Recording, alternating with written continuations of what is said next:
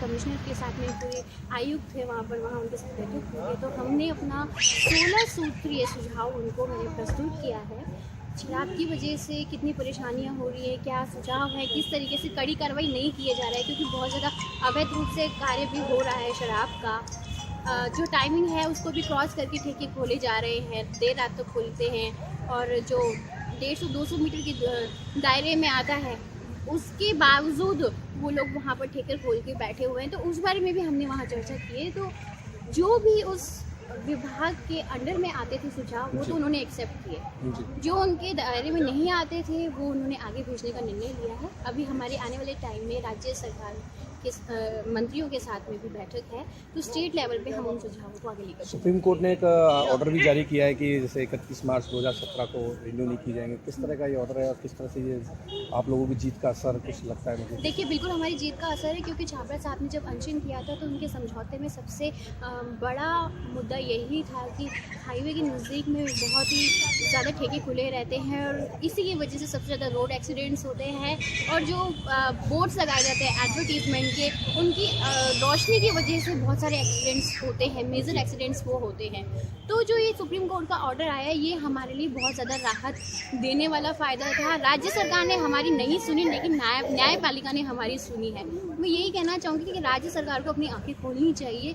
न्यायपालिका ने जब इतना बड़ा फैसला दिया है तो उन्हें सोचना चाहिए कि कुछ सोच समझकर लिया गया है, और राज्य सरकार में शराबबंदी को लागू करने के लिए उनको कड़े से कड़े कदम उठाने चाहिए। पूजनीय गुलशन छाबड़ा जी के याद में जैसे आपने किताब और इस तरह के कई फैसले किए, बताना चाहेंगे किस तरह के फैसले आपने नया कुछ प्लान किया? ये मैं रिवील करना चाहूँगी कि आज इस मौके पे, इस पावन मौके पे हमने जब इतने सारे समाज से जुड़े हुए कार्य किए, तो ये भी था कि छाबड़ा साहब से जुड़ी हुई जो उनकी जीवनी थी, उनकी जो बातें थी, क्या वो सोचते थे, क्या महसूस करते थे, इस आंदोलन से किस तरीके से वो जुड़े हुए थे, उसको किस तरीके से लोगों तक पहुंचाया जाए, किस तरीके से लोगों को उनके बारे में बताया जाए, ताकि और भी ऐसे पुरुष, महापुरुष, ऐसे व्यक्ति इस समाज में पैदा हों। तो हमने ये निर्णय किया कि हम उनके ऊपर एक बुक है वो बहुत ही जल्दी लॉन्च करेंगे, और उनकी जो बुक है, उनके ऊपर जो बुक लिखी जा रही है वो देव सिंह जी राजपुरोहित हैं, जो जाने माने लेखक हैं, वो उनके ऊपर किताब लिख रहे हैं। उनकी जीवनी को बहुत जल्दी आप सबके सामने प्रस्तुत किया जाएगा, बहुत जल्दी। और एक ये था कि उनके व्यक्तित्व को, उनके अस्तित्व को, उनकी सोच को किस तरीके से हम बड़े फ्रेम पे देख सकें। सब लोग ये जानते हैं कि छाबड़ा साहब ने सामाजिक मुद्दे के लिए जान दी, लेकिन उनका संघर्ष किस तरीके से रहा, वो संघर्ष कितना रहा, कितनी बार अनशन किया, क्या वो फीलिंग्स रही, किस दौर से गुजरे, अनशन कितने दिन का रहा, वो दौर में वो क्या सोचते थे, सरकार से किस तरीके से उन्होंने लड़ाई करी, उन सबको भी दिखाने का हमने सोचा। तो एक बहुत ही बेहतर माध्यम हमारे सामने आया कि हमें उनके ऊपर एक मूवी बनानी चाहिए। हमारे सामने जब ये प्रस्ताव आया कि हमें उनके ऊपर मूवी बनानी चाहिए, तो हम सच में बहुत ज़्यादा खुश थे।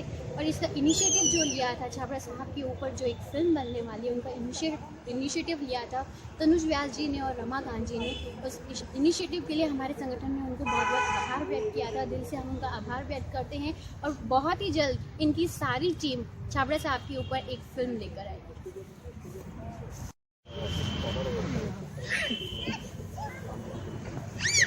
देखिए, मैं ये कहूँगी कि ये जो आज के उपलक्ष्य में रक्तदान शिविर कार्यक्रम किया गया है, और आज कॉलर ओपन भी किया गया है, समाज से जुड़े हुए बहुत सारे कार्य किए गए हैं।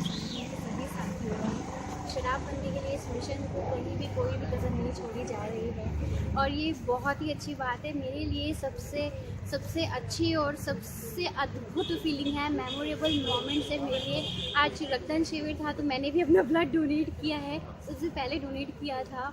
बहुत अच्छी फीलिंग्स आई, बहुत सारे लोगों ने ब्लड डोनेट किया है, जैसे कि जिनको मालूम चला कि रक्तदान शिविर का कार्यक्रम का आयोजन किया जा रहा है और वो लोग इन्वाइटेड भी नहीं थे, फिर भी वो लोग अपना रक्तदान करके गए हैं। आज पौधारोपण किया है हमने। सरकार से आपकी वार्ता हुई थी क्या, किस मुद्दों पर हुई, क्या आगे रणनीति आप लोगों ने आज प्रोग्राम पे आपने बनाई, किस तरह से आप लोगों को आगे राजस्थान को बढ़ाया जाएगा? देखिए, हमने सरकार से वही मांग की थी कि छाबड़ा साहब का समझौता है जो वो अभी तक लागू नहीं हुआ था, उसकी मांग की थी, और शहीद के दर्जे की मांग की थी। सरकार ने उस पर अपनी सहमति बनाई है और उनको शहीद का दर्जा दर्शाते हुए उनको शहीद का दर्जा दिया गया है। जहाँ तक टाइटल की बात रही थी, वो विधानसभा में एक प्रस्ताव अभी एकदम चर्चा में आप आए कि मूवी आप गुलशन छाबड़ा जी के ऊपर एक मूवी बनाने जा रहे हैं, किस तरह का ये पूरा प्लान है, क्या किस तरह का आपका साइन दर्शकों में क्या?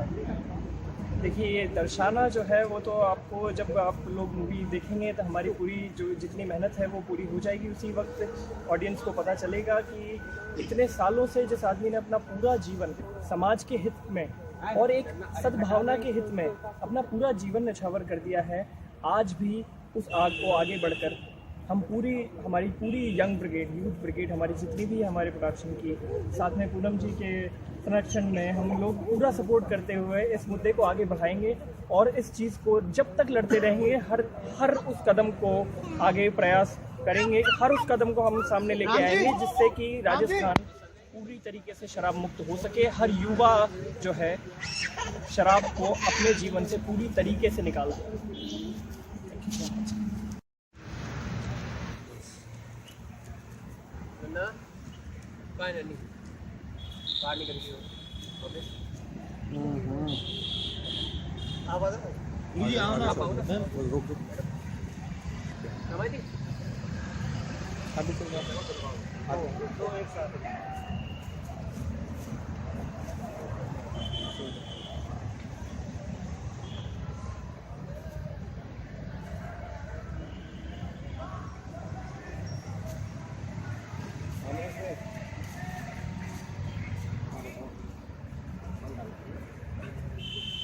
हाँ,